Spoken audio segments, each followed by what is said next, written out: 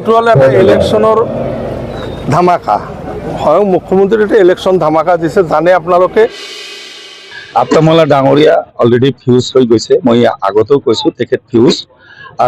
তেখেতৰ লগতে বিশৃংজোৰা সমষ্টিৰ যিজন বিধায়ক ৱাজেদ আলী চৌধুৰী ডাঙৰীয়া তেখেতেও ফিউজ। গতিকে এতিয়া মতি ভ্ৰম হৈছে। আজি দেখা নাই ভাষণত আবুল তাবুল কথা কৈ আছে।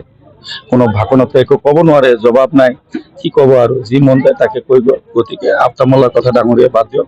কাৰণ মই আকৌ আজি আপোনালোকৰ থ্ৰু দি কৈছো যে কোনোবাই হয়তো হাঁহিব পাৰে, কোনোবাই হয়তো মোক বেয়াকৈ কমেণ্ট দিব পাৰে। মই আপোনালোক গেৰাণ্টি দিছো, গোৱালপাৰা জিলা, ধুবুৰী জিলা আৰু মানকেশ্বৰ, চৰচমা মানকেশ্বৰ জিলা, এই তিনিটা জিলাত এইবিলাকেতো সংখ্যালঘু এৰিয়া, এইবিলাকেতো মানে আপোনাৰ সমষ্টিবিলাক কংগ্ৰেছে বেছি ভোট পায়, ইউডিএফে ভোট পায়। গতিকে আপোনালোকে চাব, ইয়াত কংগ্ৰেছ পুৰা শূন্যৰ ফালে গতি কৰিব। আৰু আপ্তামলা ডাঙৰীকতো মই কৈছো, আৰু ৱাজেদ আলী চৌধুৰী ডাঙৰীৰ কথাটো কৈ আছো যে 11টা বজাৰ আগতেই ইহঁতে হাৰি যাব যদি টিকিট পায়। একদম গ্যাৰাণ্টি দিছো, আপোনালোকে গ্যাৰাণ্টি হৈ থাকক।